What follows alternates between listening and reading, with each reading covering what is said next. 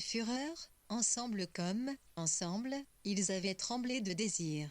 Tu ne m'as jamais aimé, tu n'as pas de sœur, tu n'as jamais eu une ombre de tendresse pour moi, et toi, tu es bien la fille d'Abel Sarla, pétrie de vanité et d'intérêt, et rien au-delà. Et le poussa un sec petit éclat de rire. Intérêt, je te conseille de prononcer ce mot-là, point. Quel intérêt pouvait me faire épotis, gamin misérable que tu étais, point. Mais, rapre, 101, -11 n'y a pas d'enfantillage. Ce sont les seules marques ineffaçables. Après, on oublie. Après, on pardonne. Ainsi, toi, je sais bien que tu veux 111, quitter pour Langon. Roi, tu claques, cela me touche, ne va, qui te retient. Va, Langon, mais qui te parle de. Il rit, le réflexe de mensonge de l'épouse. Après tout ce que tu m'as dit, tu recules devant ça, cette chose sans importance. Qu'est-ce que tu veux que ça me fasse, point. Ce brave Langon m'aura servi jusqu'au bout, nous ne pouvons plus vivre ensemble. Nous nous déchirerions. Mais le voici, comme toujours, à mes ordres. Cette femme te gêne, c'est bon, je m'en charge, délicieux Langon, point. Et dire qu'il s'imagine me tromper, point. Mais il a toujours été ainsi. Il a toujours cru qu'il faisait avancer le monde, qu'il dirigeait le char de l'État, parce qu'il courait derrière, en soufflant dans sa grosse trompette. Le joli couple que vous allez former, toi et Langon, il vaut mieux que toi, point. Laisse donc, point. Ne prends pas encore ton rôle de femme de chef au sérieux. Tu le connais comme moi. Tu connais sa nullité, sa prétention, ses mensonges. Tu le prends parce que, de nous deux, pour le moment, la meilleure affaire, c'est lui. Il a déjà été renversé et piétiné, et il s'est relevé. Donc, il est le plus fort. Tu recommences ta vie exactement au même point où je t'ai prise. C'est un bol cher un peu plus vieux, un peu moins riche peut-être, mais plus sûr, en un sens, et que tu sauras faire marcher admirablement. Tout est très bien. Elle demanda à voix basse, nous divorcerons, quand tu voudras. Mais l'enfant, il poussa un imperceptible soupir, mais il savait bien qu'il ne se souciait pas de l'enfant, qu'il ne se souciait de rien au monde, sauf de Marie. Tu garderas l'enfant, naturellement. Elle respira plus librement, dit à voix basse, cela vaut mieux. Ils ne se parlèrent plus, mais ils demeurèrent longtemps étendus l'un près de l'autre, sans dormir, les yeux ouverts dans l'ombre, retenant leur souffle et d'étranges, de froides larmes. L'instinct profond de Luc était de modeler la destinée selon ses désirs. Voici que les pions à nu, échappaient, jouaient leur propre jeu, il fallait que cette apparence de liberté le servît encore. Il déjeunait en face de Langon, l'écoutait parler, songeait, me séparer d'Édith et de lui. Édith est la forme visible de l'échec, dans ma vie. Je suis plus ambitieux qu'au temps de ma jeunesse. Je désire la réussite sentimentale autant que la réussite matérielle. Donc me défaire d'Édith, en assurant le sort de l'enfant que je ne peux garder. Édith, c'était une erreur, une mesure pour rien. D'autres viendront, une autre viendra. Et, du même coup, me séparer de Langon. J'ai pris de Langon tout ce qu'il pouvait me donner, les relations, l'influence, la connaissance du monde politique et de ses acteurs. Je puis me passer de lui, à présent. Il est mon ennemi, d'ailleurs. Il ne le sait pas encore. Mais moi, je le sens, je le vois. Je sais trop de choses. Je l'ai vu malheureux. J'ai vu couler ses larmes, ça ne s'oublie pas. Que Langon épouse Édith, que ces deux-là soient unis par mes soins, ce sera une digne fin d'intrigue. Et moi, je serai libre cependant. Il parlait, répondait à Langon. Écoutez, mon bon petit, je te prie de croire que je suis renseigné, que je ne parle que de ce que je connais parfaitement. Lorsque, grâce à mes efforts, fut évitée une guerre, dont l'issue eût été catastrophique pour notre civilisation latine qui eût ébranlé le monde jusqu'à ses bases, l'Italie. Timbre métallique, l'une voix qui est s'exée depuis quel siècle TCMPS des inflexions sourdes et sartcnte, un poids conissime, on appelle les oreilles de ITC comme poésique habile, éloquente. Sans amis, il ne connaissait pas l'intelligence de Langon. C'est donc mais toujours à travers le Langon triomphant d'aujourd'hui lui apparaissait l'ombre d'un homme en robe de chambre et en pantoufles, dans cette même salle à manger, harassé, anxieux, seul, si seul, avait tant d'amis maintenant, ce brave Langon. Le téléphone était posé entre les deux couverts et, à chaque instant, la sonnerie retentissait, il saisissait le récepteur, répondait, puis, s'adressant à Jean-Luc, ce n'est rien. Des félicitations pour mon discours du 12, une émotion indescriptible.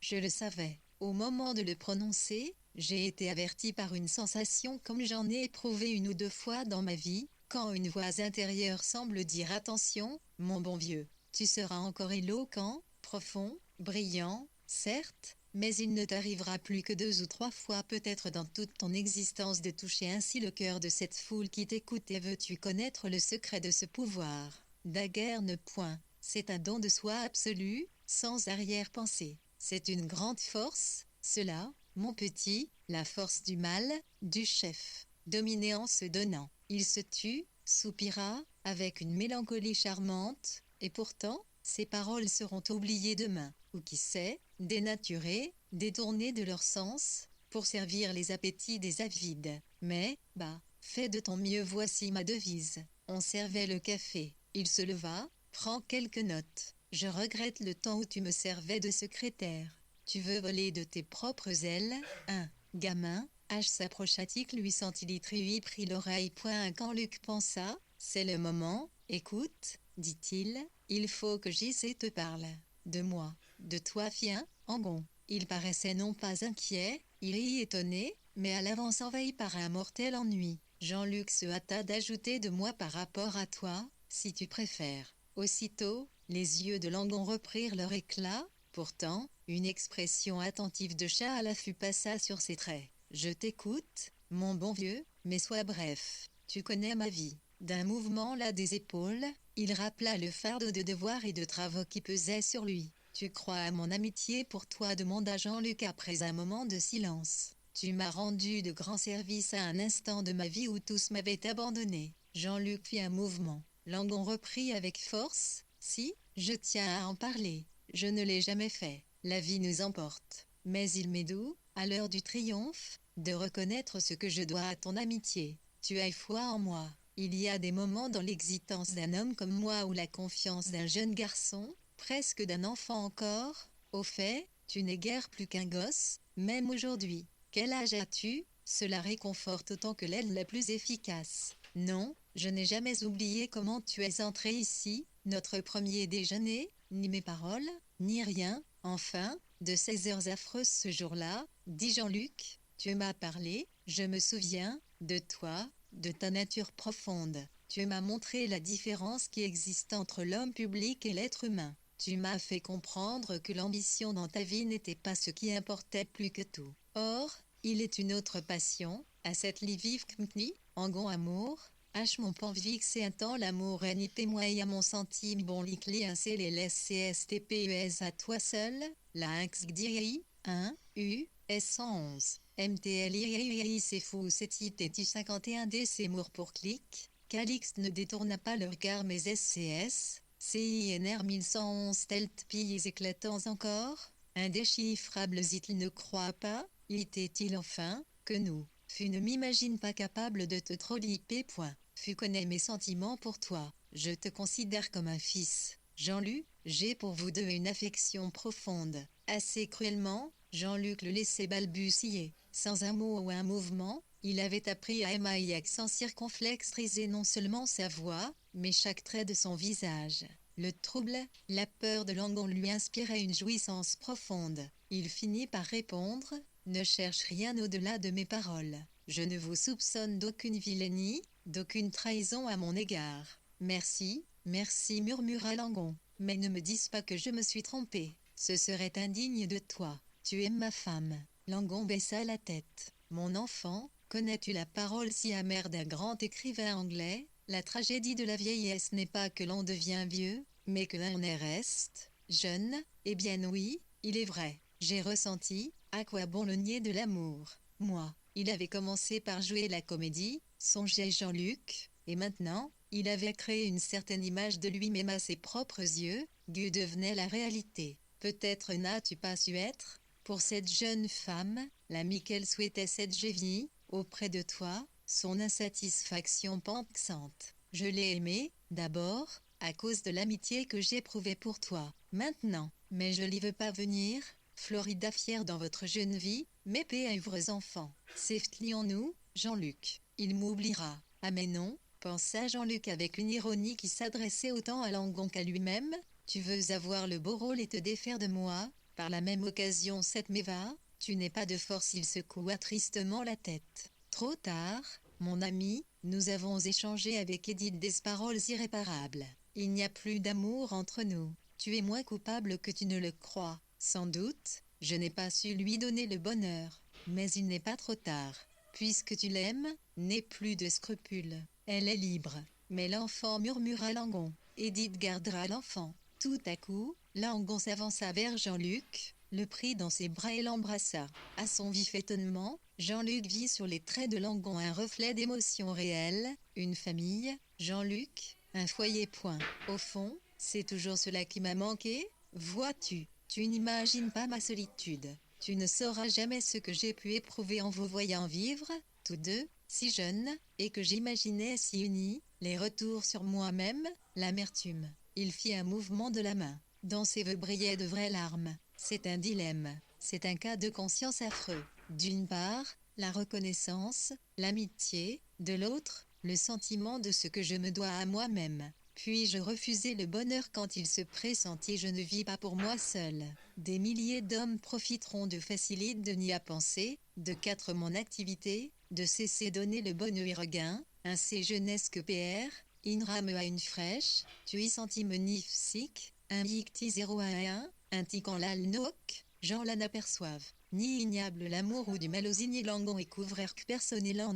Voici CIL, de lorsqu'ils en sont, 600, tout ce que de M1, Népi, CO et Anaïeo est ressenti avant lui des générations d'hommes ont ainsi, tel accepte, je commencerai d'Emma aussitôt l'irche nécessaire.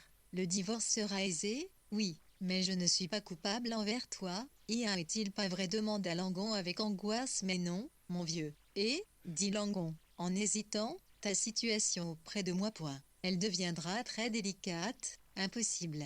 Ils se turent tous les deux. Armand le sourd, il est vrai, a pour toi un intérêt très vif, et il serait dommage que tes grandes qualités fussent perdues pour le parti. Les élections approchant, que te manque-t-il? L'argent. Car, pour le reste, tu as la connaissance des hommes, l'habitude des couloirs, l'habileté, une parole un peu sèche encore, un peu terne, mais une maturité de jugement à laquelle il me plaît de rendre hommage. Enfin, tu as vécu à mes côtés, cela est vrai, mon ami, dit Jean-Luc en le regardant avec un sentiment où le mépris et l'affection se mêlaient à doses égales. À tes côtés, j'ai appris à bien connaître les hommes. Jean, Luc était moins attiré par Mériclic même que par cette chambre, dans ce quartier perdu, qui contenait un monde de souvenirs.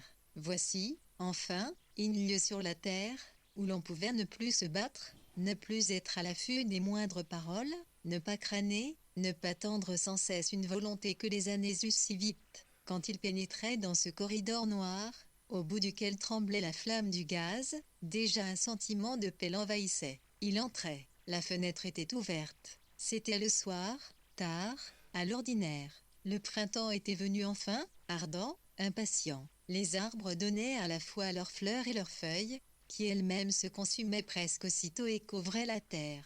En cette saison, Jean-Luc avait vécu d'abord enfermé dans un lycée, plus tard dans une caserne, puis étaient venues les années de pauvreté. Quand la jeunesse n'est occupée que de son propre drame et ne voit rien autour d'elle qui ne soit son reflet. Maintenant seulement, il pouvait se permettre un instant d'arrêt, de repos. On se trouvait toujours Marie à la même place, lisant sous une lampe allumée, à une table recouverte d'un vieux tapis de reps rouge. Ses joues étaient maigres, la chair mince et lumineuse, il ne se lassait pas de regarder les cheveux blonds, elle a un blond foncé et léger, et ce dessin de la bouche fine et lasse, au coin profondément creusé. Pourtant, il ne croyait pas un seul instant à la possibilité de l'amour. Il faut à que 11 pieds l'amour dans son cœur avant de lui donner un nom, une élire forme visible. Il pensait, cette femme ne me déplaît pas, il pensait, couchée, elle a un corps charmant. Elle finira bien par il comprenait qu'elle ne l'aimait pas, mais qu'elle m'aime, pour comprendre s'étonnait à lui, parce que lui se elle vécu inéa,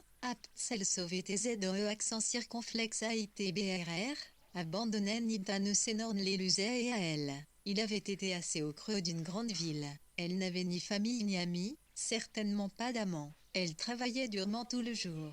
C'était étrange. Autrefois, il avait désiré Edith parce qu'elle était différente de lui-même, parce que la vie riche, brillante, heureuse. Elle l'exaltait, lui donnait de l'envie, et de l'orgueil. Mais il s'intéressait à Marie dans la mesure, croyait-il, où il existait entre eux une fraternité, une ressemblance. Elle parlait peu, et jamais de Dourdan, mais elle l'interrogeait sur les années de collège, sur les années de jeunesse et, sans que le nom de Dourdan fût prononcé, elle arrivait à retrouver l'image de son amant, sans que Jean-Luc désirât la comprendre. Elle l'écoutait parler, assise à quelque distance de lui, sans le regarder. Un soir, la journée avait été étouffante, comme ils allaient se séparer, elle lui prit la main, dit doucement « Restez ». Il fit un mouvement vers elle. Comme il l'embrassait, elle ouvrit tout à coup les yeux, le regarda avec une expression lointaine et effrayée, comme si elle revenait seulement à elle, et dit « Cela ne doit pas être l'amour.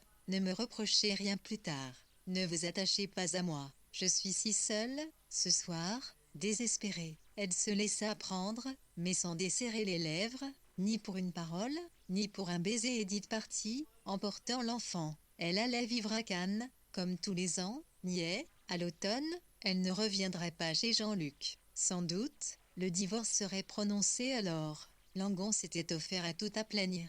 En certaines circonstances, la protection de Langon donnait à la vie de Jean-Luc la déroutante facilité des rêves. En songe, on franchit ainsi des torrents, des montagnes, avec une aisance merveilleuse, comme porté par les ailes du vent. Et, comme dans les songes, cette facilité étonnait et inquiétait Jean-Luc. Par moments, il reconnaissait, pour la craindre et s'en irriter, la force de Langon. Une force qui, tournait contre lui. Mais Langon le redoutait, songeait-il, Langon le ménageait, et lui-même était assez prudent, possédait assez d'expérience pour ne donner aucune prise sur lui à quiconque, à Langon moins qu'à tout autre. Il le connaissait si bien. Quand Edith partit, il lui offrit de prendre et de garder les meubles et les objets qui lui plaisaient, sans attendre le partage légal. Elle répondit durement non, je ne désire rien garder. Je hais cet appartement. Je hais tout ce qui me rappelle notre union. Jamais elle n'oublierait, songeait-il, qu'avec lui elle avait connu la pauvreté. Certaines femmes peuvent pardonner la cruauté, la trahison,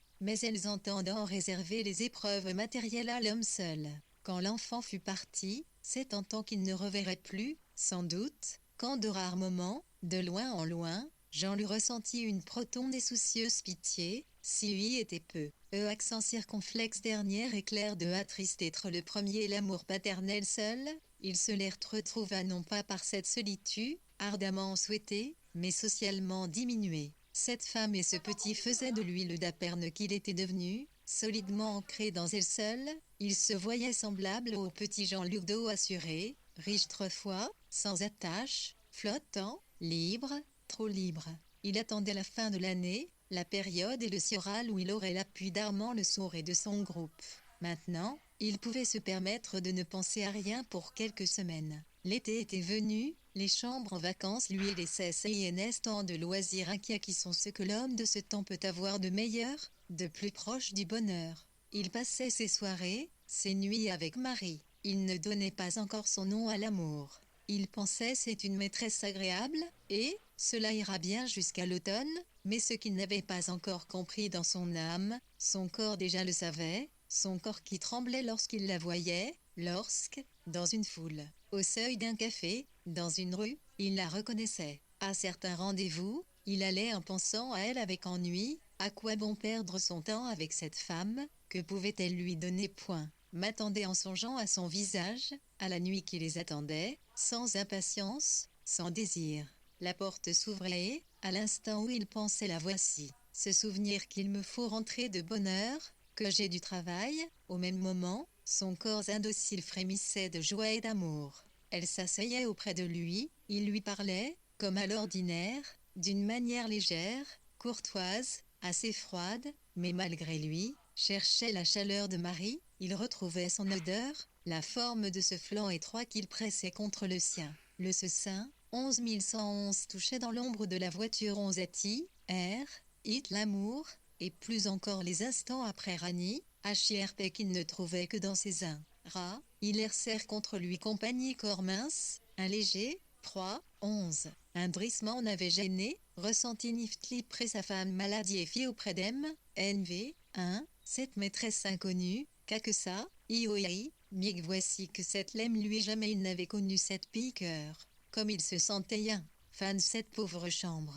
Avec Rudit, autrefois, ainsi, hier 11, Irsiour, il fallait imposer sa volonté sauvegardée, un prestige, vaincre, sauver la face. Ici, rien de pareil. Pourtant elle ne l'aimait pas. Peut-être l'aimerait-elle. Il serrait doucement sa hanche nue. Pourquoi couches-tu avec moi demanda-t-il un jour. Ils étaient étendus sur le lit, dans une chambre inondée de soleil. Il était 6 heures et un long jour de juillet. Les fleurs qu'il lui avait apportées, abandonnées dans un rayon ardent, se fanaient et mouraient. Parce que, dit-il comme un enfant, je te plais, vous ne me déplaisez pas, dit-elle en souriant. Il la tutoyait, et elle lui disait vous. Elle était avec lui d'une docilité parfaite, presque d'esclave, et pourtant si lointaine. Mais, enfin, tu as d'autres amants, tu en as eu d'autres points. Mais réponds donc, il faut arracher les mots. Où est-ce ce que ça vous fait, et avec moi? Pourquoi dit-il à voix basse? Elle se tourna lentement vers lui.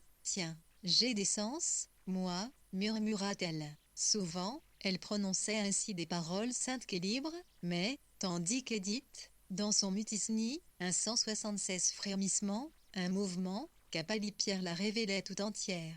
Cette lème étaille plus cachée par les paroles qu'elle disait que par son silence. Il la regarda, secoua doucement la tête. Non, ce n'est pas seulement ça, ce n'est pas si simple. Avant de ressentir les hachements pour elle, il s'était senti lié d'une manière presque physique à tout ce qui, entre eux, accompagnait l'amour. Aux fruits qu'il mangeait auprès d'elle, au couvre-pied rouge, à la flamme du soleil sur les draps, à ce cri aérien qui, venant d'une école voisine, à certaines heures, franchissait les murs, traversait l'espace, et qu'il écoutait à demi endormi, le cœur empli de paix. Ainsi, il s'accoutumait au bonheur en septembre. Un jour, Jean-Luc Resselté, une lettre de Marie. Pouvez-vous vous trouver ici 6 heures, au café du quai d'Orsay, à l'intérieur NME de la gare, dans le hall 7 Marie. Depuis quelque temps, il la voyait moins souvent. Il l'attendait parfois à des soirées éculières. À ses reproches, un cas répondait à peine, ou disait qu'elle vaillait qu'elle était malade. Il ne voulait pas souffrir. Il ne voulait pas se permettre la jalousie, les supplications, les larmes. La veille encore, il l'avait attendue en vain. Dans un grand café, au bruit de l'orchestre éclatant, il avait attendu les yeux fixés sur l'horloge. Les visages qui l'entouraient disparaissaient dans une épaisse fumée. Il ne voyait rien que cette aiguille qui, lentement, lentement descendait. 9h10, 9h15. Cela, ce n'était rien encore. Elle viendrait. 9h20. Cette porte qui bat sans cesse, ce flot de gens qui, sans cesse, pénètrent, qui passent devant lui, qui se dispersent. Et, chaque fois qu'une ombre de femme apparaît sur le seuil, cette affreuse espérance. Il se rappelait comment il avait attendu Edith autrefois. Mais cela, comme c'était différent. Edith, à ses yeux, ce n'était pas une femme seulement, c'était la satisfaction de l'orgueil, le rêve, une créature à demi réelle, à demi créée par son désir amour de soi. Celle-ci, 9h25, le cadran blanc semblait placé en face de lui de telle façon qu'il ne pas lire. L'aiguille dépassait le chiffre 5. Elle pouvait venir encore, point. Non, hélas jamais, jamais 01 imagine l'agnor el celtieux a ortil tété et cerne, sior nénide, cela est supportable. Puis, on n'imagine plus rien, un souffre, on y tend encore. Elle a été retenue et je l'une malade? Non, elle n'y trahit tant pis qu'elle vienne seulement sa présence, seulement son odeur, seulement un instant de paix, 10h moins le quart, 10h. Personne, elle ne viendra pas, cela vaut mieux ainsi, et le part. Je l'oublierai. On était presque calme en entrant dans le hall de la gare.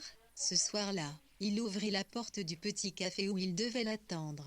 Il ne la vit pas, et aussitôt une sombre inquiétude, une aveugle fureur envahirent son âme. Il traversa le quai, erra sous les verrières obscurcies par la fumée, par le précoce crépuscule. Il songeait, qu'est-ce que je fais? Je deviens fou. Je ne peux pas la trouver ainsi. Il revint dans le café, il chercha désespérément son visage. La voir, seulement la voir un instant. Puis, qu'elle parte, puisqu'elle doit partir. Dans le sifflement des porteurs, il cherchait une ombre, une voix, un visage aimé. En vain. Il abandonna le hall, descendit sur le quai. Il s'effrayait des battements désordonnés de son cœur. Les trains arrivaient, partaient. Il tressaillait aux cris stridents, à ces gémissements étranges, comme arrachés sous le coup de la douleur et qui n'étaient que des sifflets, des appels, des coups points de sirène. Brusquement, il la vit. Elle portait une petite valise à la main, un manteau noir, son éternel béret. Elle s'approcha de lui,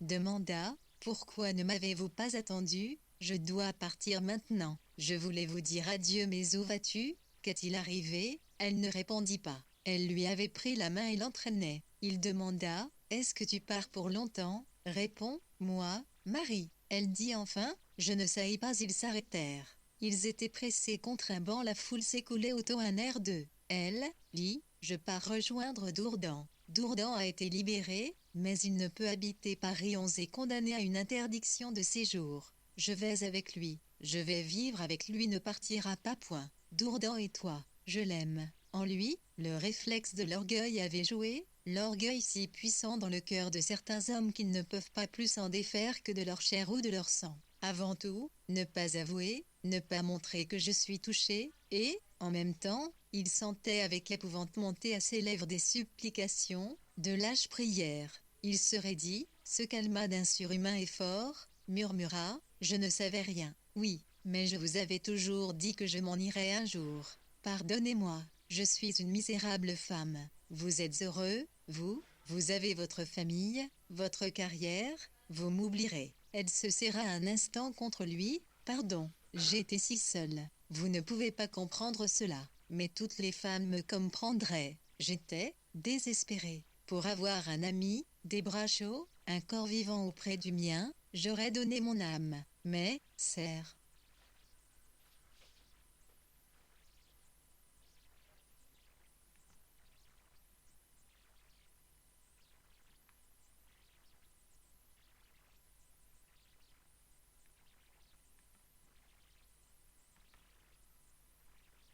Pardon, j'étais si seule.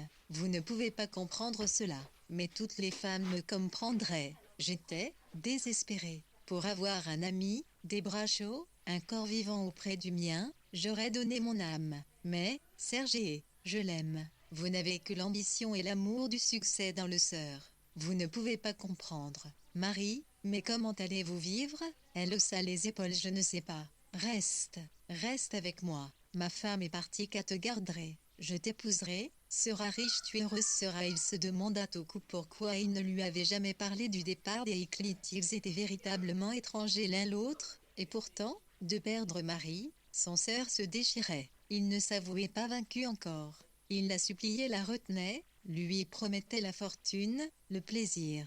Certains hommes, habitués à la domination, même devant un événement irréparable, la mort elle-même, l'espoir ne les abandonne pas. Le train était avancé. Elle ne le regardait plus. Elle n'écoutait plus. Déjà, elle n'était plus là. Il baisa avec désespoir sa main froide. À toutes ses paroles, elle répondait seulement non, non, avec une implacable douceur. Le sifflement aigu du train couvrait, par moments, sa voix. L'homme que tu vas retrouver maintenant, tu ne le connais pas. La prison, le malheur ont fait de lui un être déchu, aigri, différent de celui que tu as aimé. Tu souffriras. Marie, je te supplie de m'écouter. C'est une insigne folie. Tu ne l'aimes pas. Tu as pitié de lui. Laissez-moi, je dois partir, dit-elle sans l'écouter, essayant d'arracher sa main qu'il tenait avec force. Mais moi, enfin, moi, cria-t-il. Marie, regarde-toi, tes misérables vêtements, ta pâleur. Je te donnerai la richesse.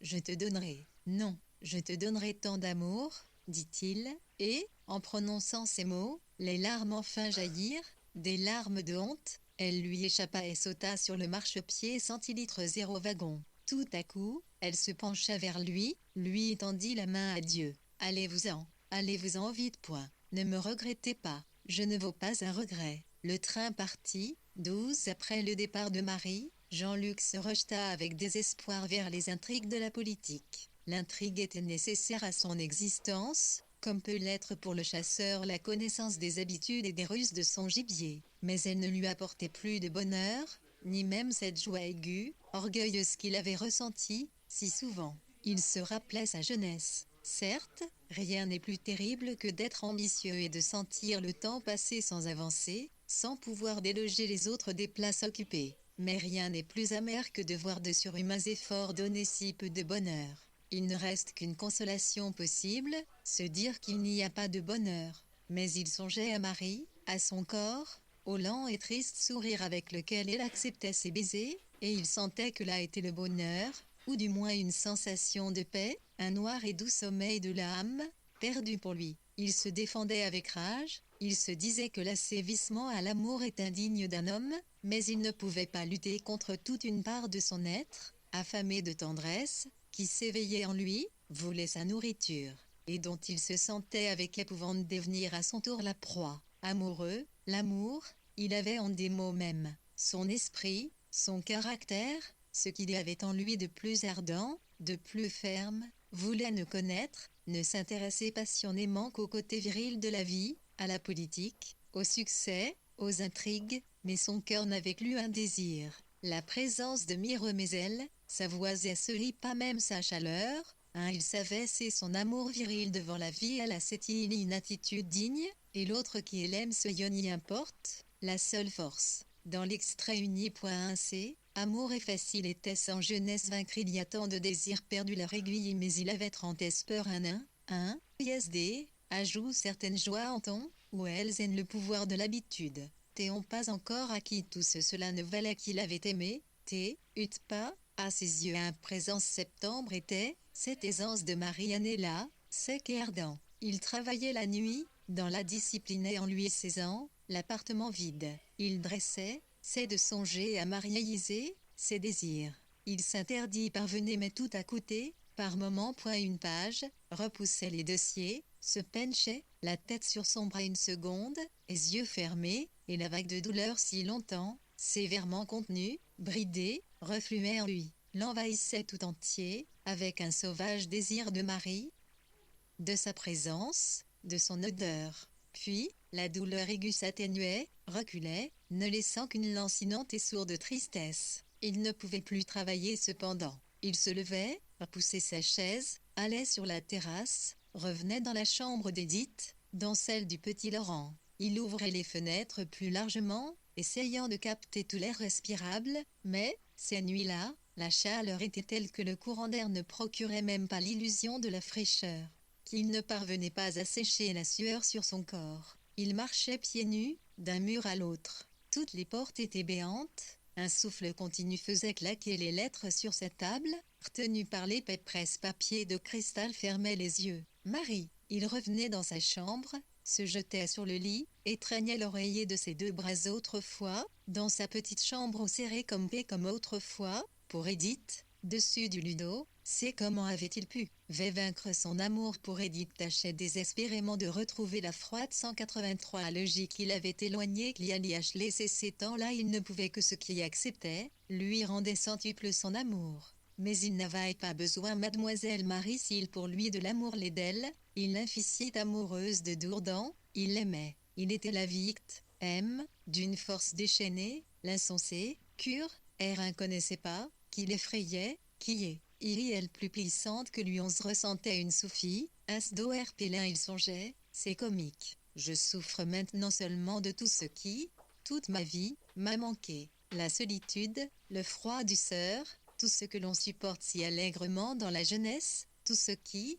croit-on, vous dresse, tant votre volonté, tout m'abat maintenant, ce n'est pas seulement le départ de Marie, ce n'est pas un seul malheur. C'est la somme de tous les malheurs supportés sans rien dire, sans broncher, sans se permettre une plainte, en serrant les poings, en serrant les dents, et que rien, jamais, malgré tous les efforts, n'efface ces nuits étouffantes. Luc pleurait non seulement parce qu'il avait perdu Marie, mais parce qu'il avait vécu sans tendresse, parce qu'Édith l'avait trahi, parce qu'il n'avait plus de fils, parce qu'il avait eu froid, parce qu'il avait eu faim. Il songeait, on passe sa vie à se battre, haletant, désespéré. On se croit vainqueur, mais toutes les humiliations, tous les échecs, toutes les déceptions, les désastres, tout cela reste en vous, attend, et, un jour, remonte et vous étouffe, comme si la faiblesse de l'enfant veillait au cœur de l'homme, prêt à le vaincre, prête à l'abattre. La nuit passait, le jour venait, le travail recompoiement mais il ne parvenait pas à étouffer en lui cette panique intérieure, ce désir de tendresse, ce besoin désespéré d'amour. À partir du jour où il eut commencé à rechercher dans quelle ville résidait Dourdan, il comprit qu'accent circonflexe était perdu. Il songeait avec rage, mais pourquoi me suis-je attaché à cette Tia? Pourquoi point? Il partirait, il tenterait de la prendre à Dourdan, elle consentirait, elle avait pour lui quelque tendresse, un semblant de reconnaissance, qui sait peut-être de l'amour point. Il ne se résignait pas à ne pas être aimé, il gardait au fond du cœur un misérable espoir. Misérable, non, si fort, au contraire, tenace, désespéré. Malgré le départ de Marie, malgré ses paroles, il ne parvenait pas à chasser cet espoir. Elle est restée près de 4 mois avec Dourdan. Elle a souffert avec lui la pauvreté, les privations. Qui sait sans oser se l'avouer, il songeait aussi à cause de lui, peut-être, consentira-t-elle point. Moi seul je peux leur venir en aide. Il avait toujours pesé sur sa destinée. Il ne s'était jamais résigné. En amour aussi, il s'attachait à tirer parti des circonstances, de sa propre faiblesse. Il accepterait Dourdan, mais il lui fallait cette femme. Il lui fallait satisfaire cette prédilection insensée. Elle se servait d'instinct, en amour, de la technique qui lui avait servi dans la conduite de ses affaires, la ruse, la patience, la connaissance des êtres humains. À certains moments de la vie, il n'y a de place, s'élit-il âme, que pour une seule passion. En celle-ci s'était tendue l'ambition, l'avidité, l'habitude de la conquête, tout ce qu'il avait possédé jusqu'ici. Dès qu'il se fut procuré l'adresse de Dourdan, il part. Dourdan habitait une petite ville dans la région de la Loire. Jean-Luc arriva à la nuit. La voiture, attelée d'un vieux cheval, qu'il avait loué en sortant de la gare, traversa des rues noires, endormies, un pont mal éclairé. De faibles lumières brillaient sur une colline. On entendait le bruit des contrevents fermés, des chaînes tirées derrière les portes, le sabot d'un cheval sur le pavé. Puis ils quittèrent les quais et s'arrêtèrent devant un petit café sombre. Jean-Luc entra, la salle du bas était déserte, de la cire répandue par terre étouffait le bruit des pas. Les tables étaient déjà rangées le long des murs, les chaises de fer pliées en tas dans un coin. Pourtant, dans la pièce voisine, une lampe était allumée.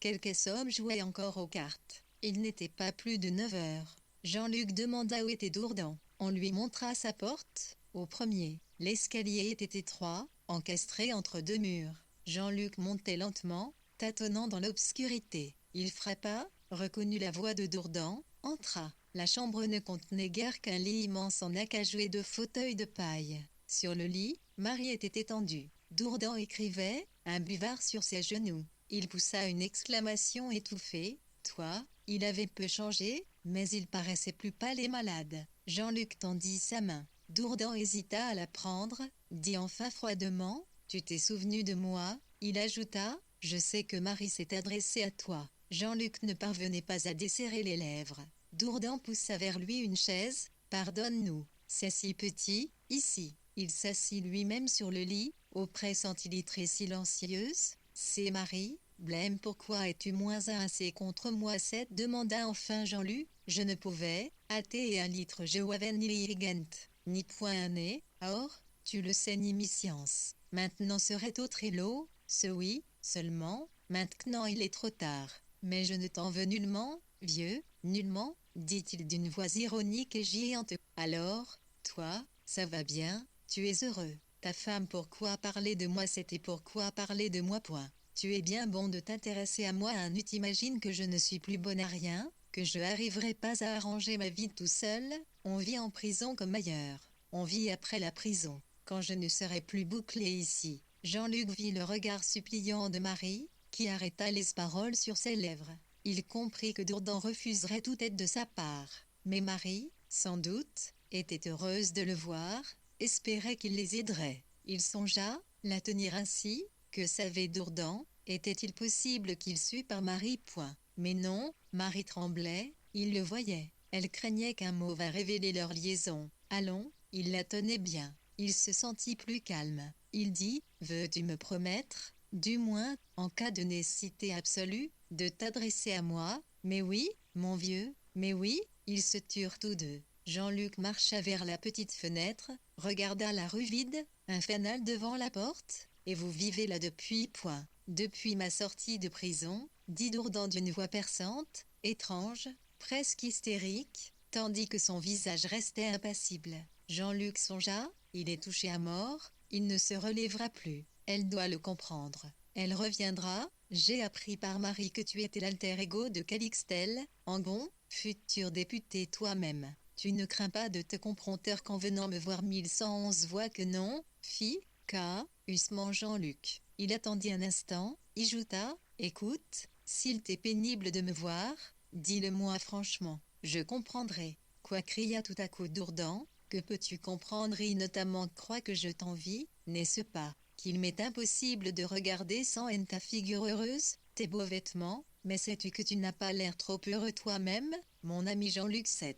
Tu n'es ni très tranquille, ni très content. Il te manque quelque chose à toi aussi, peut-être, ou quelqu'un, mais non, que peut-il te manquer? Écoute, nous avons été si bons amis que je te dois au moins la franchise. Oui, il m'est pénible de te voir. Je ne doute pas que tu sois venu ici avec d'excellentes intentions, mais je t'en prie, laisse-moi. Je te jure que je n'ai besoin de rien. Je touche quelques centaines de francs par mois de la part de mon oncle, tu sais, le failli point. Oui, je ne sais pas comment il s'est arrangé, mais il arrive à m'envoyer ça. Et ici, je n'ai pas besoin d'autre chose. Je suis aussi heureux qu'il est possible de l'être. Voilà, maintenant, tu sais tout. Rentre tranquillement à Paris. Reprends ta vie brillante, heureuse. Je te souhaite de devenir député, ministre, président de la République, tout ce que tu voudras, tout ce qui peut te faire plaisir.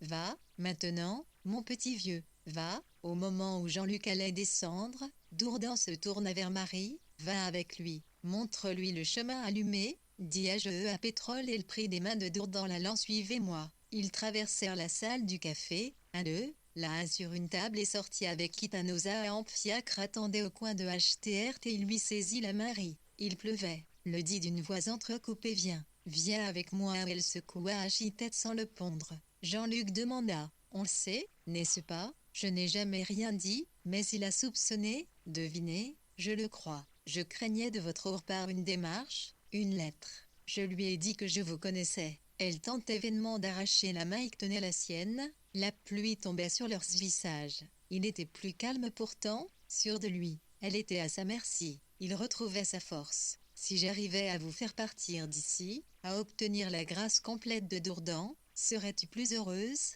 Elle ne répondit pas. Au-dessus d'eux, la fenêtre de Dourdan s'ouvrit. Il appela d'une voix aiguë, Marie. Elle leva la tête, fit un signe de la main. La fenêtre se referma. Elle dit avec désespoir, cela nous sauverait, mais que gagnerez-vous à ça point? Je ne le quitterai jamais, vous ne l'avez pas encore compris. Trouve un prétexte. Viens à Paris, j'arrangerai tout, j'obtiendrai tout. Seulement te revoir, te garder auprès de moi, dit-il en se souvenant de ces longues nuits, où il cachait son visage dans les bras repliés de Marie et oubliait le monde, seulement ça, cette paix profonde, ce que toi seul as pu me donner. Je ne serai pas jaloux, il ne saura rien. Viens seulement, viens. Écoute, je te jure que lorsque tu viendras à Paris, tu trouveras chez moi la grâce de Dourdan, sa complète liberté, je te le jure. Je frapperai à toutes les portes. Je ferai tout au monde, je te le jure. Elle secoua doucement la tête. Ah, quand il faut marchander, ruser,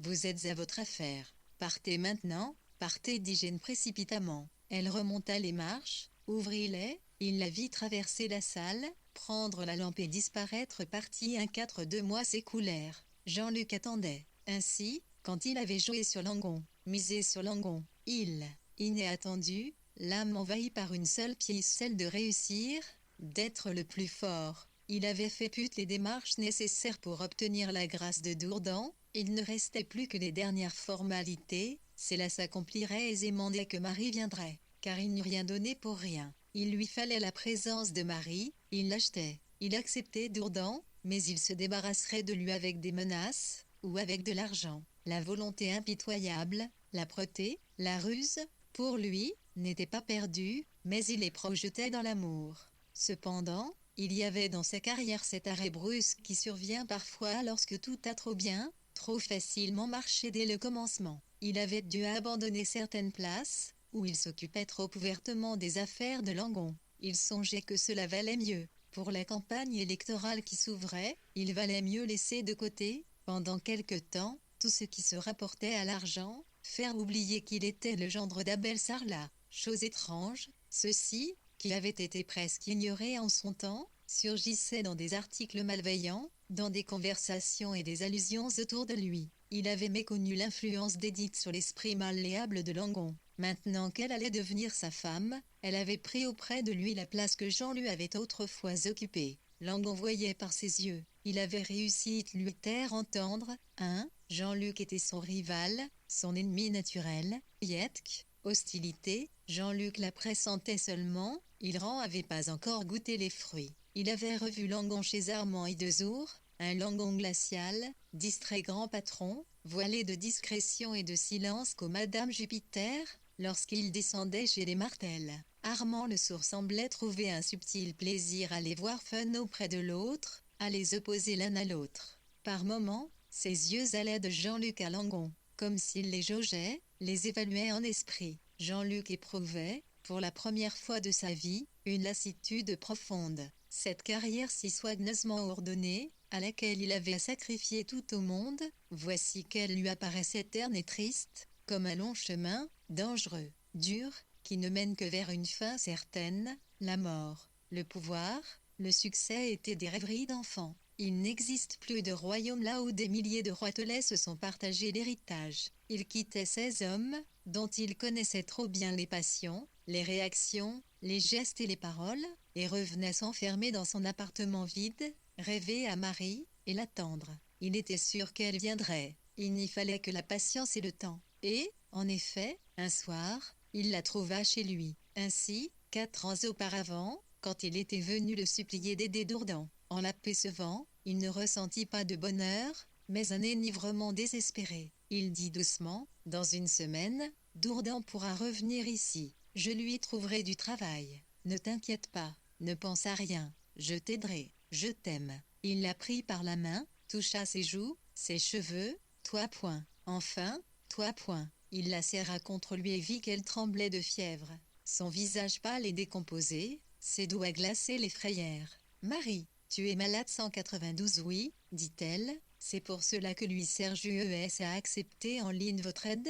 Nous n'avons pas d'argent, nous n'avons plus rien dans cette petite ville, tout le monde sait qu'il est sorti de prison, il ne peut aimer Stravelcre, il faut il le pâle 11,1 faut. Répéta Yael en tordant nerveusement ses mots QC 111 il ne connaissait pas. Je te donnerai de l'argent, dit-il. Elle le repoussa, secoua la tête, non pas ça jamais point. Est-ce que je vous ai jamais pris un sou? Je ne veux pas de votre argent. Trouvez-lui du travail. Sauvez-le. Mais pour moi, je ne veux rien. Rien. Elle parlait avec une hâte fiévreuse et folle. Il l'aida à s'étendre sur le canapé, dit à voix basse, « Tu trembles. Tu es glacé. Ne bouge pas. Repose-toi. » Elle se serrait contre lui, et en lui le désir s'effaçait. Ce que jamais il n'avait éprouvé, la tendresse profonde, insensée, que ni sa femme, ni son enfant, ni aucun être au monde n'avait réussi à éveiller en lui, et voici qu'elle s'emparait de lui maintenant avec une force effrayante. Pour la première fois de sa vie, il ne souhaitait rien en échange de sa souffrance. Il s'assit à côté de Marie, elle serrait contre sa poitrine ses bras glacés. « Attends, prends ceci, dit-il, en jetant sur elle une couverture chaude. Essaie de dormir. » Elle ouvrit tout à coup les yeux. « Je voudrais t'aimer, dit-il tout bas, mais ce que tu ressens pour moi, cette folie aveugle, c'est cela et pas autre chose que je ressens pour lui. Et pas PLTIS que tu ne pourras m'oublier, ni me quitter, moi, je ne pourrais vivre sans lui. » On suppliait humblement, « Marie, je ne veux que te revoir. Tu ne me refuseras pas, je ne te demanderai rien, je n'exigerai rien, mais quand vous serez tous les deux ici, promets-moi que je te reverrai. Jure-le-moi, et, cette nuit, je te laisserai, si tu le désires. » Elle sourit faiblement, « Je serai une si misérable maîtresse. Promets-le-moi, Marie. » « Je ne peux pas vivre sans toi, dit-il péniblement en desserrant ses lèvres tremblantes. » Elle regarda avec pitié, « Je porte malheur, je crois. Tu étais heureux. » « Non, dit-il avec une force et une sincérité qui la surprirent, « je n'ai jamais été heureux. Je n'ai jamais recherché les bonheurs, et, à cause de cela, sans doute, il ne m'a pas été donné. J'ai besoin de toi, Marie. » Dourdan est un homme comblé en comparaison de moi, mais tu n'as même pas pitié de moi. Elle avait fermé les yeux et sa bouche contractée tremblait. Il se tut, la prit dans ses bras, la serra contre sa poitrine, et, là, elle s'endormit, pressée contre lui, rêvant à un autre 15. Marie dormait encore dès José, que son frère, depuis plusieurs se imagina, isque, l'un n'avait pas revu. Sonna à la porte de Jean-Luc et ne s'était pas couché, il avait passé la nuit auprès de Marie, il ouvrit à José, un instant, il sembla ne pas le reconnaître. José, étonné, murmura, « Je te demande pardon, je te dérange. » Je dis. Jean-Luc passa lentement la main sur son front, « Toi, fit-il. » « Non, tu ne me déranges pas. Entre. » Il assourdissait la voix pour ne pas éveiller Marie dans la chambre voisine. José se méprit et demanda, « Ta femme est encore à Paris, point.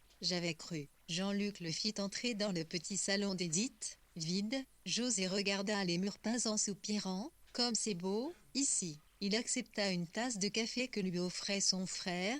Jean-Luc demanda, « Tu n'es donc plus à Riom ?»« Je n'irai pas à Riom, » dit José avec violence. « Je veux vivre à Paris. Oh, je ne viens rien te demander, seulement, malgré tout, tu es le seul parent qui me reste. Je voudrais savoir si, le cas échéant, je peux compter sur toi. Point. Attends, je te répète qu'il ne s'agit pas d'une aide, d'un secours immédiat. Pour le moment, je me débrouille, je bricole, j'ai trouvé une place d'aide photographe pour un journal. Je vis à peu près. Mais plus tard, si tout ratait, je voudrais savoir, être sûr que ceci n'est pas pour moi la solitude complète ou la nécessité de quitter Paris. Q54 Gomomi, pourquoi as-tu fait ça? Tu avais une place, un gagne-pain assuré. À ton âge, je m'en serais contenté. Non, dit doucement José Croix, peut-être. Mais qu'est-ce que ça te donnera de si épatant? Ton boulot d'apprésentaire, demanda Jean Lucé d'une voix lasse. D'abord, la liberté, la possibilité de faire ma vie sans rien demander à personne, sans que personne, plus tard, ait le droit de se mêler de ce qui ne regarde que moi. Je comprends, fit Jean-Luc. Mais il écoutait à demi, toutes ses pensées étaient tournées vers Marie. Dormait-elle encore? Se sentait-elle mieux, reposée, plus forte? Point. Il regardait José debout devant la fenêtre, ce visage acéré, brillant d'intelligence, ses yeux durs. Pour la première fois, la dureté implacable de ce regard d'adolescent le frappait, ses yeux clairs et rayonnants qui ne cherchaient dans le monde que leur propre reflet. Il demanda, « Et ta mère ?» José fronça les sourcils, « Elle est partie, elle. Telle que je la connais, je m'étonne que tu aies si facilement obtenu son consentement. Je n'ai pas eu trop de peine. Elle ne peut m'empêcher d'arranger ma vie comme je veux. Elle ne peut rien faire d'autre pour moi que de me laisser libre. C'est bien le moins. C'est la seule aide efficace que les parents puissent nous donner. Tu ne crois pas, dit-il tout à coup, en relevant le front et rejetant en arrière ses cheveux d'un mouvement vif, impatient, presque enfantin encore. Jean-Luc mit un doigt sur ses lèvres. Chut, pas si haut, tu réveillerais ta femme, pardon. Il baissa la voix, dit avec timidité 196, je vais te quitter, Jean-Luc. Il ne partait pas pourtant. H regardait son frère avec une expression de curiosité, d'anxiété, puis finit par toucher Jean-Luc. Plus doucement Léon-Luc dit, je crois que tu viens me demander de semblable à une leçon. Ce nerf gazouille et clé l'eau chose non. Mais je ne suis qu'un enfant. Toi tu te débats là-dedans depuis plusieurs années. Et tu as commencé comme moi. Nous sommes de la même génération, au fond. Nous sommes arrivés trop tard.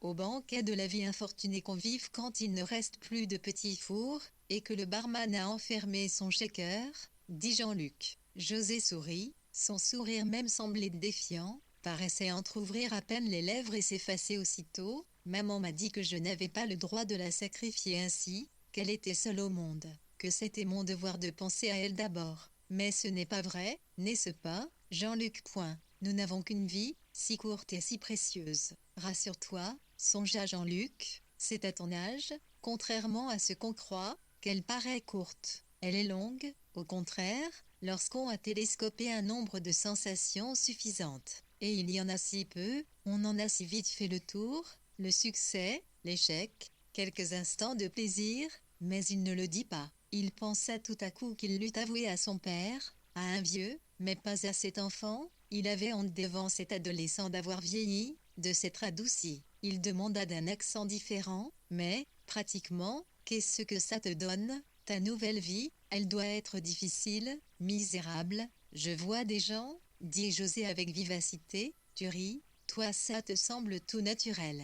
Tu es oublié. Tu sais ce que c'est, la maison du Vésinet, et encore, de ton temps. Oh, je l'ai si peu connu. Mais oui, j'ai toujours dit que tu avais toutes les veines. Mais 11101, ma mère, Claudine, et le lycée, et tout. Et il y a le monde autour de soi, inconnu, inaccessible, comprends-le ni bien maintenant, je commence à le voir, le toucher, dire-il en étendant ses mains devant lui, comme si, vraiment, il le sentait frémir sous ses doigts.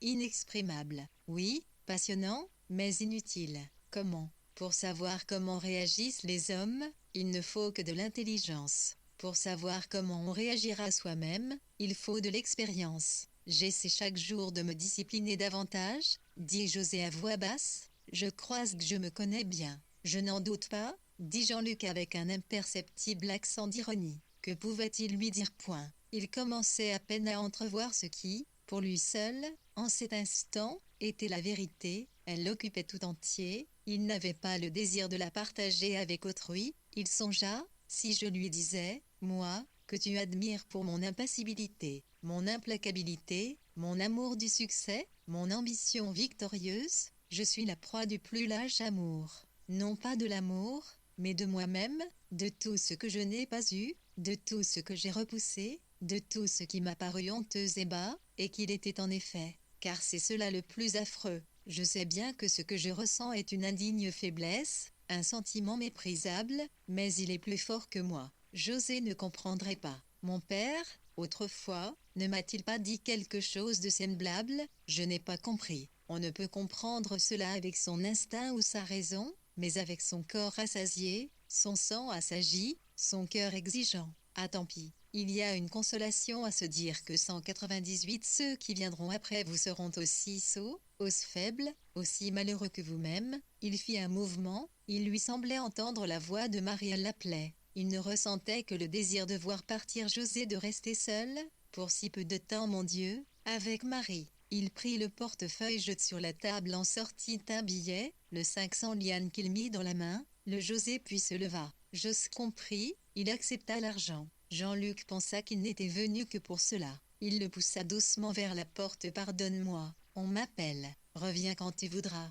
José partit enfin. Jean-Luc se hâta vers Marie. Serge ne veut pas vivre à Paris. Nous quittons la France. Pardon. Dans la voiture qui traversait la petite ville, Jean-Luc répétait sans cesse les mêmes mots, les termes du billet reçu la veille. Marie partait. Il ne la reverrait plus. Serge savait, il avait deviné, il emportait Marie. Ils étaient libres maintenant, grâce à lui, à Jean-Luc, à son amour insensé. Il songeait avec fièvre, j'ai été dupe, j'ai agi comme un enfant, je souffre, je devrais me résigner, ne jamais la revoir, mais je ne peux pas, je ne sais pas me résigner. Une fois encore, il retournait vers Dourdan, pour le supplier, pour le menacer, pour l'acheter, pour obtenir de lui cette fille, dont il pensait avec désespoir, mais elle n'est même pas belle point. Pourquoi il se pencha, cria au cocher, plus vite, plus vite. Le cocher agita son fouet, mais, presque aussitôt, le cheval reprit son pas lent. Ils avaient traversé le fleuve, le Mel, tout cela si paisible. C'était un jour de mars, pâle et lumineux. Il ne reconnaissait ni les maisons, ni le dessin des rues, il ne savait même pas s'il trouverait encore Dourdan et Marie dans cette ville qu'ils avaient peut-être quittée. Où étaient-ils? Il cherchait Marie comme un aveugle, il lui allait la toucher, l'entendre. Il l'avait tellement attendue, désirée. Et maintenant, on se mourait sans toucher ses cheveux, ses seins, tel Andé souffrir ainsi on eût tué Dourdan si grâce cette mort, le sourire Marie revenu. Mais il valait Mirlixi, poser de l'argent. Il est impossible, refuse même avec l'arrière-pensée de revenir, de REPIRV, LV mais il incapacité 01 séance sans elle. Moi, on songeait, et où prendre l'argent car tout semblait s'écrouler à la fois autour de lui. Était-ce l'hostilité de Langon qui se manifestait, ou avait-il atteint ce moment de la vie où tout, autour de vous, à la fois se défait, tremblait, se désagrège, sur présage de mort? Il avait perdu une place après l'autre, il avait perdu de l'argent. Il ne restait qu'un espoir, ce siège de député à la législature prochaine, mais, ici aussi, un sourd travail se faisait autour de lui, et qu'il n'avait pas le temps, pas la force de comprendre clairement, d'essayer de déjouer. Il les avait mésestimés, tous ces hommes. Ils étaient ensemble, eux, ils faisaient bloc, et lui, il était seul, il avait toujours été seul. Dès le commencement de sa vie, il lui avait manqué le support d'une famille, d'amis, d'une équipe. Ce langon était artificiellement soufflé, imaginé par lui. Il pensa qu'il avait eu tort de se détacher de l'an. Mais que pouvait-il faire grand entre eux? Il y avait Édith. Ah, tous ses pions se retournaient contre lui. Mais tout cela n'était rien, tout cela. Marie seule. Il répéta son nom désespérément, Marie. Du reste de la terre, qu'il était là point. Qu'il était fatigué de cette vie, sans cesse glissante entre ses doigts, qu'il fallait former, reformer, pétrir sans repos et sans arrêt. Avec Marie seule, il pouvait souffler un instant, se reposer, retrouver une paresse divine qu'il n'avait connue que bien des années auparavant. Avant là c'est bien, dit Dourdan, montons. La salle va être comble toute l'heure. Il y a tous les soirs de réunions politiques, on prépare déjà la campagne électorale. Mais tu dois savoir cela mieux que M.I. Jean-Luc ne répondit rien. Il écoutait à peine, il regardait Marie. Ils montèrent lentement le petit escalier étroit vers la chambre de Dourdan. 17 Jean-Luc montait comme dans certains rêves, l'escalier tournant, scié, oïté, qu'un seul homme y pouvait passer de front.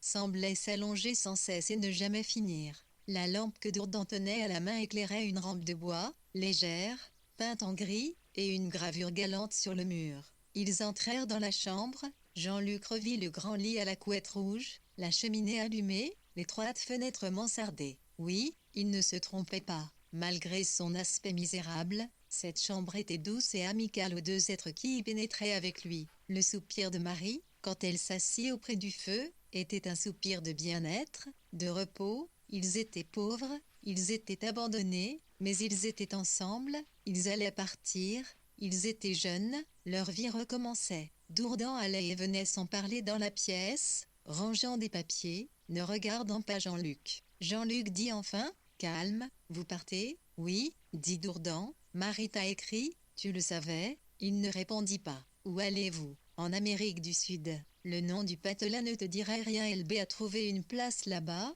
Oui, dit brièvement Dourdan. Marie ne partira pas avec toi, dit Jean-Luc à voix basse. Dourdan leva brusquement la tête, il semblait ne pas voir Jean-Luc, il cherchait des yeux le visage de Marie, ils ne prononcèrent pas une parole, mais le regard que Jean-Luc surprit était confiant et apaisé. Sans doute avait-il tout dit. Tu sais qu'elle a été ma maîtresse, dit encore Jean-Luc. Il s'était imposé un ton calme et soutenu, mais ses mains tremblaient, et il ne parvenait pas à maîtriser la contraction de ses lèvres. Dourdan et Marie, immobiles, silencieux, paraissaient attendre. Elle ne doit pas partir.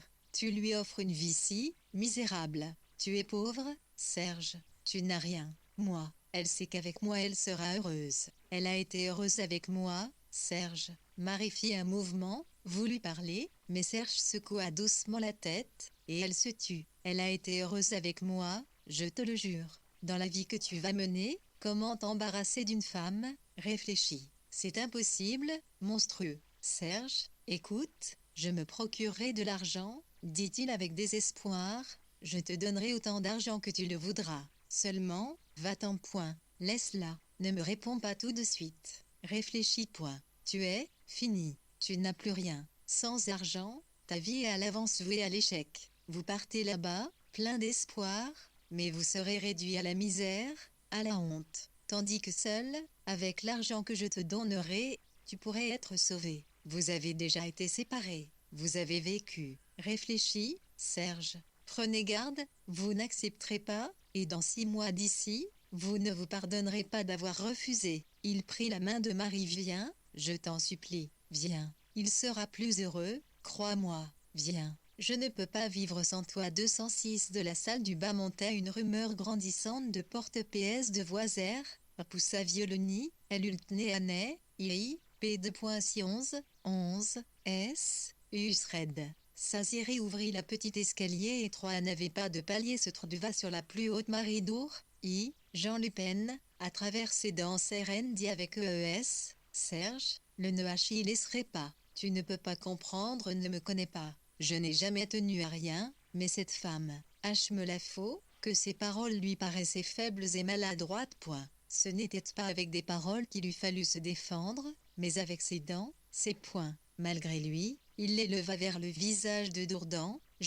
Dourdan, tout à coup recula. Plus tard, Jean-Luc pensa qu'à son geste de menace, l'ancien prisonnier, accoutumé à la violence, avait ressenti la peur, et que cela, ce sursaut abject, il n'avait pas dû le pardonner à Jean-Luc, car son visage, qui était demeuré jusqu'ici calme et grave, devint tout à coup convulsé de fureur. Il cria d'une voix stridente, « Au secours point! Au secours point !» En bas, on entendit le bruit des chaises remuer, une porte s'ouvrit, des hommes parurent, regardant, étonnés, l'escalier sombre. « Au secours! Il veut me tuer, il veut me battre. » C'est Daguerne, Jean-Luc Daguerne, l'espoir du parti Le Sourd, le futur député, qui vient m'offrir de l'argent pour que je me taise, pour que je ne racontonne ce que je sais sur lui, A.P. Gindrer.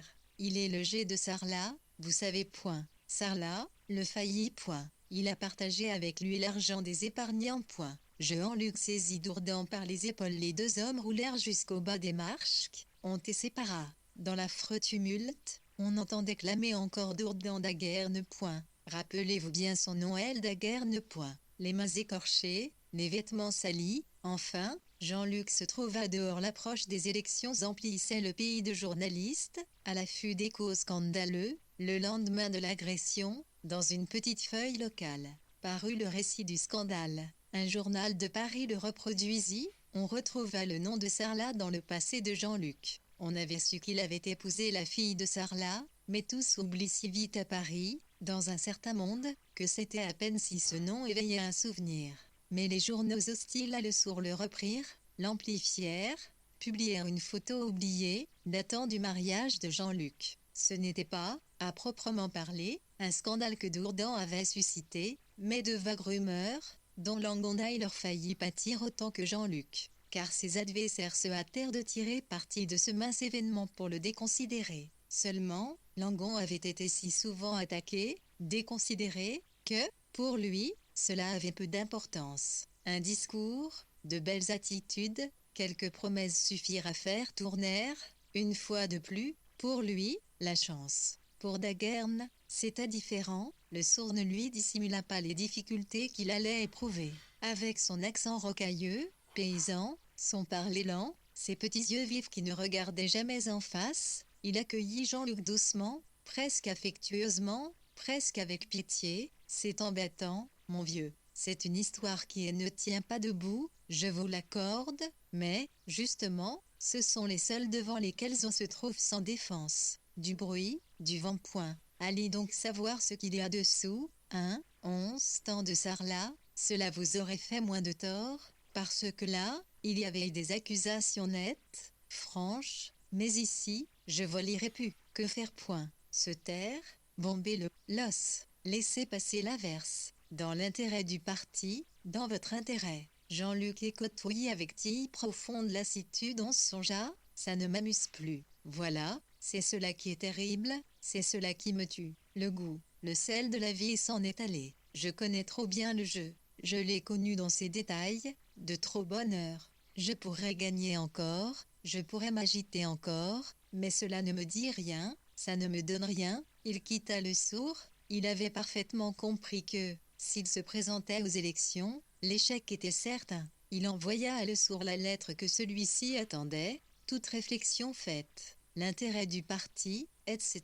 Le Sourd lui fit répondre par Cotu, qui, lui, gagnant à tous les tableaux, se présentait à la place de Jean-Luc. « Vous agissez sagement, vous êtes si jeune, vous pouvez attendre. » Aux élections, Cotu fut élu, ainsi que Langon. Ce soir-là, Jean-Luc l'apprit par la radio. Il était seul, il écoutait l'accent nasal et sourd des haut-parleurs déversant sur la foule les noms des candidats. Par moments, le speaker se taisait, et de ces hommes assemblés dans les rues d'une lointaine province montait un bruit profond, presque terrifiant, une tempête de cris, de chants confus. Jean-Luc, de toute son âme, écoutait, comme il eût souhaité ressentir l'ambition déçue, la haine, le désir du pouvoir. Cela l'eût sauvé de lui-même. Mais non, rien. L'amour seul restait dans son sang, comme un venin, ainsi lâche amour, les deux, Jean anticipe plus rien, il pour Liordo. Il n'espérait présence le consul White plus rien mais le désir du nez. Il arriva à Bordeaux un jour rayonnant de soleil. Cette ville de pierre, de lumière, d'eau, presque sans arbres, scellait, captait et reflétait les raies du couchant, en les faisant par une poussière blanche, aveuglante, comme une poussière de marbre.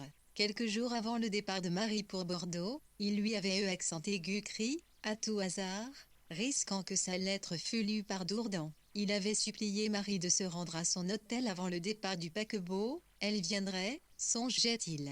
Peut-être à cause de l'amour fatal, désespéré, qu'elle ressentait pour Dourdan, elle comprenait mieux que ne l'eût fait une autre femme le besoin que Jean-Luc avait d'elle, de sa présence. Car il ne demandait plus rien maintenant, ni son affection, ni sa pitié, ni son corps, seulement, encore une fois, la voir. L'hôtel où il était descendu était bâti place du théâtre. Il éprouva un moment de réconfort en entrant dans les chambres, rayonnantes de clarté. Le soleil se couchait à cet instant et flamboyait sur la lasse sur les colonnes robustes. Sur les marches du théâtre, en face de l'hôtel, une vitre de flamme étincelait. Jean-Luc s'assit entre les deux fenêtres d'angle, de sa place. Il voyait la rue, il reconnaîtrait Marie entre toutes les femmes qui passeraient là. Il attendait. Il n'était pas venu pour autre chose. Il attendait que le soir tombât, il attendait le pas de Marie sur le seuil, son visage, sa voix. Elle viendrait, et puis, il n'avait plus l'espoir de la garder, il savait qu'elle partirait. Il attendrait encore,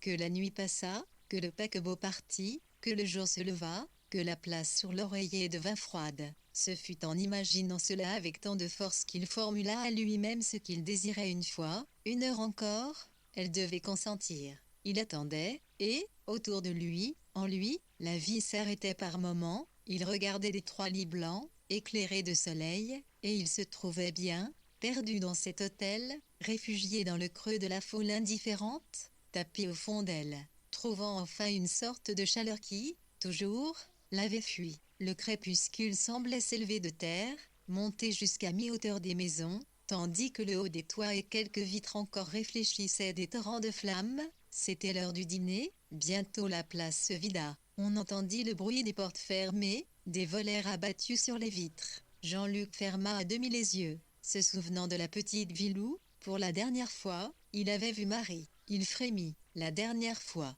Non, non, ce n'était pas possible. Il était plus de 7 heures pourtant, le bateau partait le lendemain dans la matinée, lui avait-on dit. Elle viendrait. Il se pencha en avant, regardant de toute son âme la place déserte, les rues qui étaient toutes offertes à ses yeux et par lesquelles elle devait venir.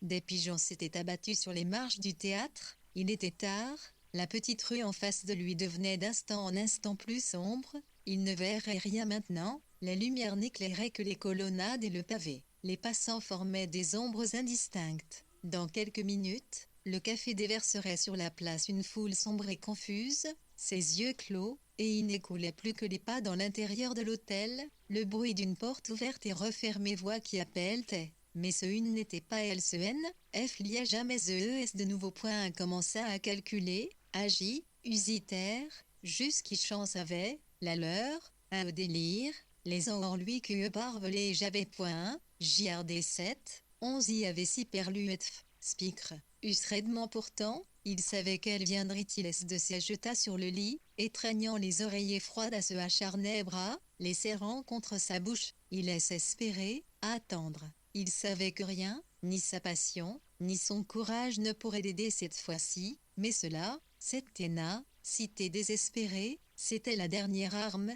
la seule.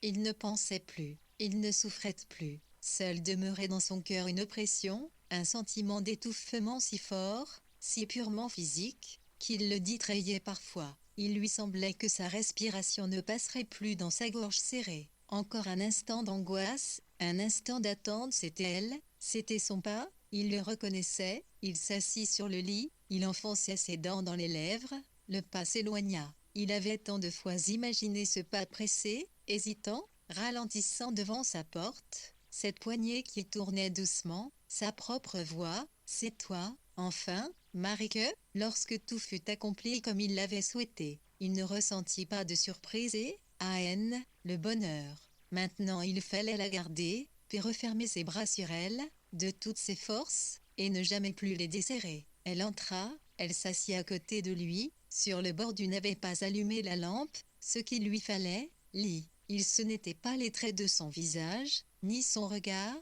mais tout ce qui, d'elle, était accessible à lui seul, la douceur de sa peau, sa chaleur, le petit frémissement lui agitait ses doigts. Marie, Marie, enfin, je savais que tu viendrais, je t'attendais, je t'ai tant attendu, si tu savais. Phil se laissait embrasser, il lui avait toujours été doux de sentir cet amour, cette prédilection insensée que Jean-Luc avait pour elle, et qui ressemblait tellement à ce qu'elle-même ressentait pour Dourdan. Par moments, seulement, elle avait éprouvé cette dureté, presque sauvage des femmes envers ceux qu'elles n'aiment pas, qu'elles n'ont pas choisi, mais elle avait pitié de lui maintenant. Elle disait à voix basse, « Pourquoi, pourquoi moi, et pas une autre, pourquoi, mon pauvre petit, pourquoi ?» Il entrelaça ses doigts aux siens, les serra, murmura sans la regarder, « Une fois, une seule, la dernière. » Non, Marie, une fois déjà, rappelle-toi, par lassitude, par ennui, pour sentir près de toi la chaleur d'un être vivant. Mais c'est mon tour maintenant, je suis si seule,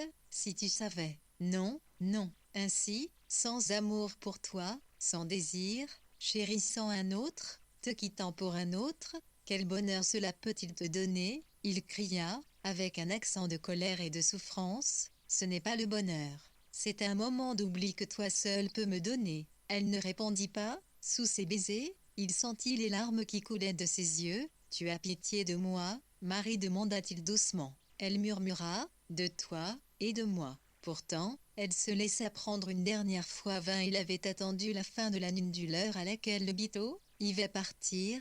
Sorneville se l'était promis, jusqu'à la dernière minute, puis encore un instant de grâce. Dourdan pouvait mourir, la guerre éclatait, quelque chose pouvait empêcher le départ.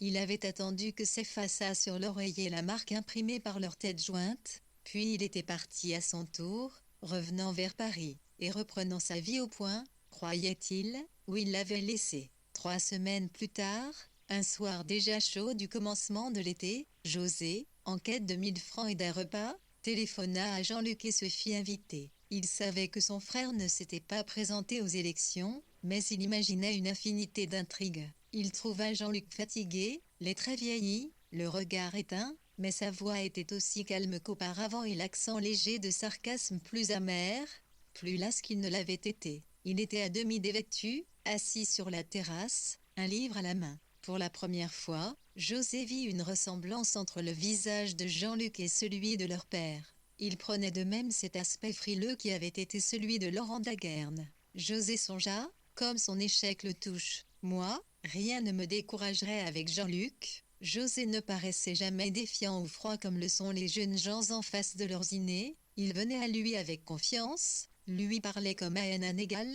mais Jean-Luc s'étonnait de ressentir auprès de son frère un pareil ennui. Autrefois, après avoir appris à connaître les Calixte Langon et les Le Sourd, il avait souvent pensé qu'un garçon de 20 gris en possède plus d'intelligence, de connaissances que ces hommes rompus aux affaires, usés par les années, mais éblouis par leur propre succès et finissant par ne plus voir qu'eux-mêmes. Maïenienant, ce garçon de 20 ans, assis en face de lui, qui lui parlait avec un mélange de déférence et d'ironie qu'il reconnaissait, image de sa propre jeunesse, ce José ne le satisfaisait pas, quelque chose lui manquait, la souplesse de l'esprit, l'immédiate prise des réalités et cette douceur que, par certains côtés, l'homme le plus glacé acquiert avec les années. Comme il était dur encore, ce José, fermé à tout ce qui n'était pas lui point. Il était assis au pied de Jean-Luc, sur un petit tabouret, les 2 mains serrées autour de ses genoux, ses cheveux en désordre tombant sur son beau front.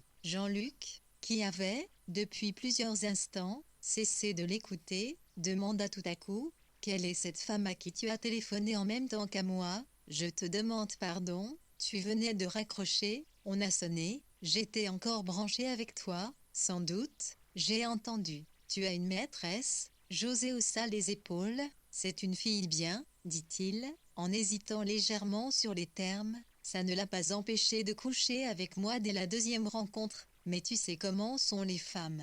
Elle est un peu plus âgée que moi. Elle a 20 ans. Et toi, déjà, 18. Il se tut un instant, dit plus bas, elle me plaît assez, mais seulement pour un temps assez court. Je crois elle voudrait davantage. Pas le mariage, naturellement, mais autre chose, l'amour. Moi, tiens, j'aime mieux te dire que moi aussi, je dis, elle a beaucoup de charme, mais la vie est trop dure pour un. Il ajouta seul résumant, tu sais 9 Souk d'Israël disait dans sa vie elle est vrai, que le monde est difficile à manier. C'est comme clix et est. Jean-Luc secoua la tête, ne crois pas cela. C'est facile, au contraire.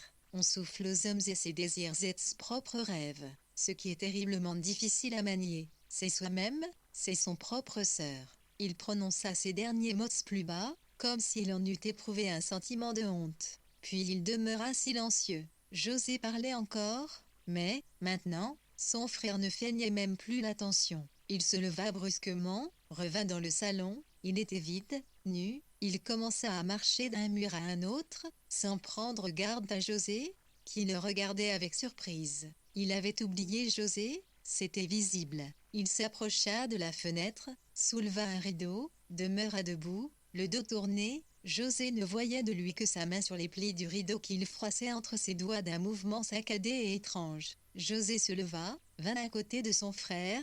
Le visage de Jean-Luc était indifférent, froid, fermé comme à l'ordinaire. José respira plus librement, songea, s'il pouvait me donner de l'argent, je le laisse l'embête. Pourtant, il n'ouvrait pas la bouche. Jean-Luc, en cet instant, se tourna vers lui, parut hésiter, demanda, tu viens prendre un verre, si tu veux, eh bien va, je te suis. José marcha vers la porte, mais Jean-Luc ne bougeait toujours pas et regardait attentivement ce carré dents huité, dans la fenêtre, éclairé de pâles et tremblantes lumières. José l'appela à plusieurs reprises, mais il ne paraissait pas entendre. Enfin, il murmura « Attends-moi, je vais m'habiller ». Il répéta « Attends-moi ici ». Il passa devant José, entra dans sa chambre et ferma la porte. Presque aussitôt, José entendit un coup de feu, un si mince et sec claquement qu'il ne comprit pas tout d'abord. Il se jeta vers la chambre, enfonçant le battant d'un coup d'épaule. La porte, cependant, n'était pas fermée, mais ce mouvement violent le soulagea. Jean-Luc était tombé à terre, mais il vivait encore, il respirait. José, la tête perdue, le saisit dans ses bras, et, tout à coup, il sentit que son frère s'accrochait à lui, le serrait, l'étreignait avec une force surprenante, l'embrassait comme un ami retrouvé. Il voulut s'enfuir, appeler au secours, mais Jean-Luc, déjà touché par la mort, le retenait de ses mains froides, du poids de son corps immobile. Ses yeux seuls vivaient, les paroles se pressaient sur des lèvres déjà muettes, elles remuèrent avec un terrible effort, mais pas un son n'en sortit, à peine un gémissement, une plainte étonnée. Au dernier instant, il parut pourtant revenir à lui. Peut-être reconnut-il José, il avait imaginé sans doute, penché sur lui, un autre visage. Il se détourna, pressa sa joue contre sa main, baissa les paupières et mourut si doucement que José n'entendit pas son dernier soupir.